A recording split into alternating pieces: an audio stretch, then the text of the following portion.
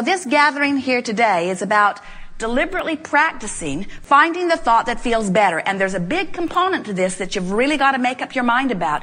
It has to not matter to you just for a little while, like the rest of your life, what anybody else thinks about where you are. In other words, you got to give that up. You cannot care anymore what anybody else's response to where you are is, because you know what? They're in a different place. So here you are, you've made it almost to Huma, and somebody that's already over there in Phoenix is belittling you for not finding your way to Phoenix yet. And we say, they don't know. They don't know how far you've come. For example, so you're in strong depression, doesn't matter why. You're in strong depression. It's that suffocating feeling. Now, the most empowering feeling, the feeling that is most natural to you in all of the world, is that feeling of utter empowerment. That's who you are. So anything that feels like disempowerment has got to be the worst feeling in the world. A feeling of betrayal, a feeling of not being able to do something, a feeling of helplessness or hopelessness. That is the opposite end of the empowering scale that really is who you are. So you're in this place of strong depression. Doesn't matter how you got there. And you want to feel good, you just don't have access to that. And so, in the middle of that depression, you find something that just makes you angry. Now, somebody watching you from the outside might say to you, your anger is inappropriate, but they don't know. They don't know what an improvement that anger was over that depression. They don't know the relief you felt when you discovered anger. They don't know. And if you don't know that the anger is an improvement and you let them criticize you for your anger, you're going to end right up back in depression where you were before. In other words, that's that cycle that we're talking about where you just go back and forth, barely reaching out but not moving on. But when you understand vibrational frequencies, and when you understand the vibrational frequencies the emotions are giving to you, then you understand that you could go from depression to anger while you can't go from depression to ecstasy. And you could go from anger to something that you're less angry about, because when you think about it, there are things that you are so angry about you spit nails, and there are things that you are less angry about. So there's quite a bit of fun range in anger. But then you can go from anger to just irritation or overwhelmment. You can go from overwhelmment to aggravation. In other words, all of those feel much softer than the anger. And then you can go from aggravation even to something that's funny, or from aggravation even to a piece of belief, or to a piece of hopefulness, or from hopefulness to a piece of maybe positive expectation, and from positive expectation to a place of really believing that it's going to be all right. But you don't do that all at once. Now, you are complex beings, because on some subjects you feel a stronger negative emotion, while on other subjects you feel a stronger positive emotion. And of course, if you have the ability to get yourself out of your depression and into a light enough anger that then you have access to some other thought, that's a bridge too. But the thing that we're wanting most of all for you to hear is you've got to stop beating up on yourself as someone else tries to measure you with where they are, because this is not a game where you're comparing yourself to anyone else. This is your vibrational frequency game. Your emotions are about you. They're about you and your relationship to your source. That would be like plugging a toaster in and it's not working and blaming the waffle iron. Well, the waffle iron doesn't work, and so it's probably what's wrong with the toaster. And we say, it's your relationship with your source. That's all it is. It doesn't have to do with anybody else. And the more you try to include others in it, then the more complicated it is.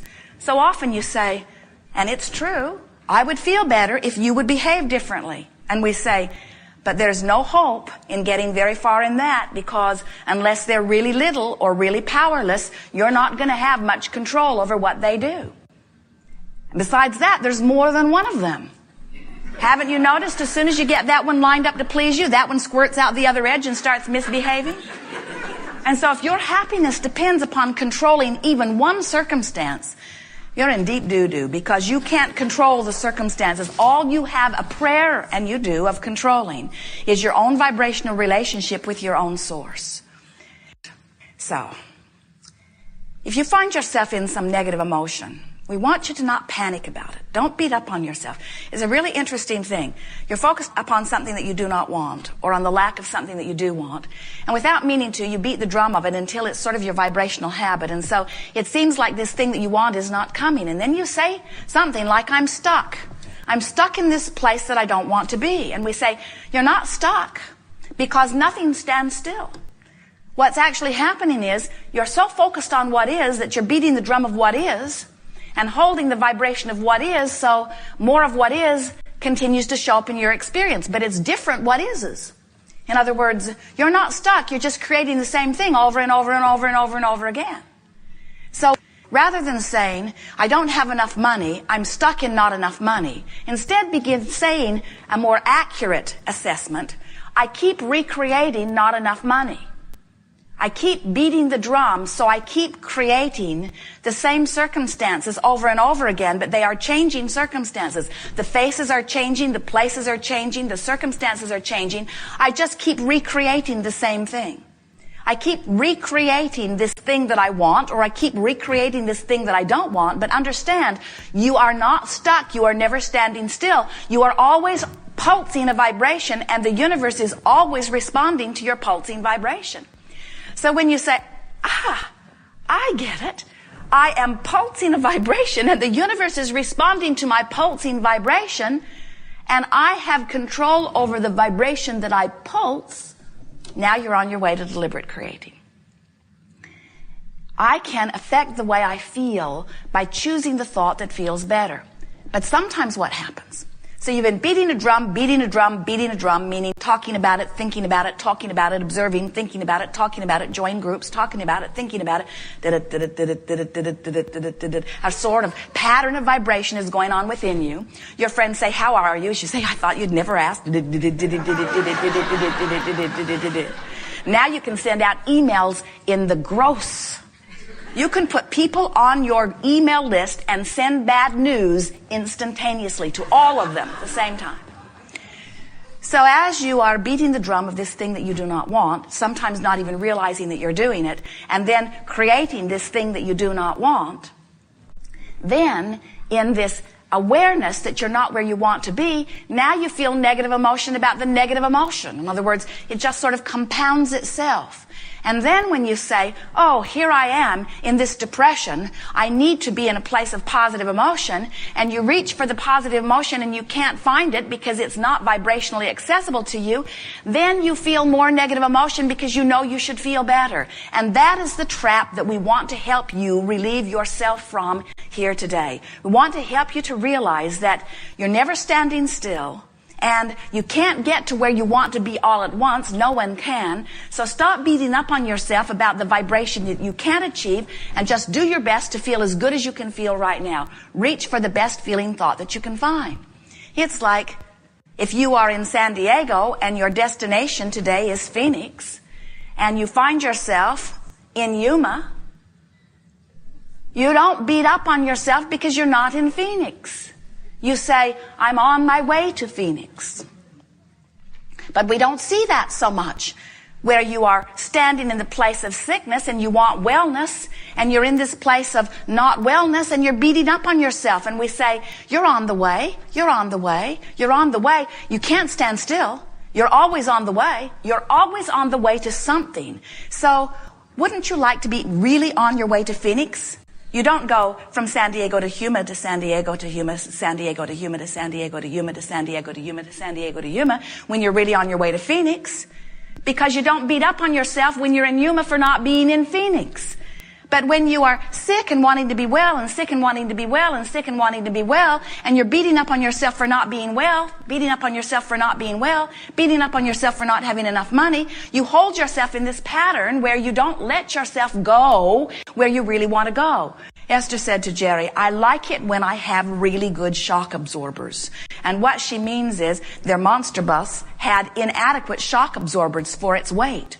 And shortly after they took it out about a year ago, they hit a big bump and the shock absorbers lost their power. And then every little bump they hit, they were hitting bottom. And when something that big and that heavy hits a bump, it is a bump. And of course, they took it back to the factory and they put very adequate shock absorbers, so now Esther can wail down the freeway at outrageous speeds and hit all the bumps she wants, and they just fly in the air a little bit, but they're not hitting bottom. And Esther says, I like it when my shock absorbers are like that, where I am so connected with source energy that it does not matter what sort of ripples are in the way. I don't feel them because I ultimately know that all is really well in my world. I no longer need the world to line up in some specific way, whether it's the greater world out there, the world in Iraq, or the world in Washington, or the world of the economy, or even the world of my employees, or the world of my family. I don't want to need anybody to have to be different than they are in order for me to feel good. I want to be so aware of the way I feel and so aware of my choices in thought that I maintain my connection to my source so that the world can percolate along as it chooses and I am joyful anyway. And we say, that is what unconditional love is. It says, the conditions do not affect my connection to my love or to my source. The conditions can be whatever they choose to be. They have nothing to do with me. My work is about paying attention to the things that are coming out of my mouth, the things that are moving through my mind, the things that I'm talking about, thinking about, speaking about, the drum that I am beating. My work is to do my best to beat the drum that feels the best to me. So, as we are moving forward here today, we are eager to talk with you about anything that is important to you. And you will notice that as we are moving along, there'll be a sort of pattern developing. In other words, you gathered in this room even before your bodies got here. You have been, many of you, thinking about this gathering for some time, and the energy is lined up for leading edge creation. It is co-creating at its best. As we are visiting with you, it is our desire to assist you in finding the thought that feels a little better. And sometimes that's going to annoy you because you're going to sit in this chair, many of you, and you're wanting to beat the drum of something that's gone wrong, and you want us to help you jump all the way to the solution. Sometimes all you want is a prediction for an improved solution. Sometimes you want the process for the improved solution. And it's going to annoy some of you because we're just going to tell you all the same thing over and over and over again, which is you just have to reach for the thought that feels better. But it is our expectation as we chew here together today, you will hear enough and see enough and feel enough from what's going on as person after person moves their vibration closer to what they are wanting, that if you want, by the time this gathering is finished today, you will absolutely, without exception, understand that you are the creator of your own reality and that you can, without exception, achieve anything that you want, just one little vibrational, emotional movement at a time. We want you to leave this room so empowered that when someone says to you, you should not be mad, that you can look right at them and be mad. That you can look right at them and say, I be what I be, and I am working on something other than that, but I be what I be. I'm incrementally moving to the perfection that is me. Jerry used to tell a story about biscuits that were in the oven that got cooked in the squat. Before they had a chance to raise in the way they were supposed to, they cooked. And they were these flat little biscuits that were cooked in the squat. And we want you to understand that you can never get cooked in the squat because you never get done. You are never finished in your creative process. No creation is ever complete. Sometimes when someone else shines a spotlight on you, you feel like you've been caught in the act of completion. And what you might say to them, in fact, it might be a good way to express it to them. Just say to them, when they say you should not be angry, just say, oh, no. I never get cooked in the squat. They won't know what it means, and it's just as well. But you'll know what it means.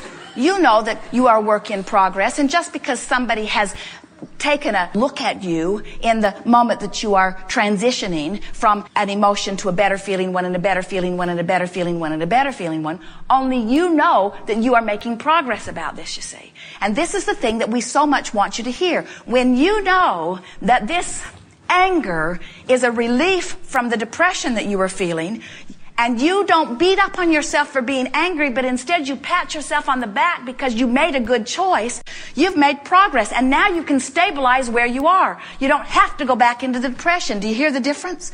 And now when you stand in the anger and you know anger isn't where you want to stay, so you're reaching for mild annoyance and you find it, even though mild annoyance is not your goal, it is better than the anger that you felt, and you know you've made improvement and you can pat yourself on the back and stabilize. Can you feel that?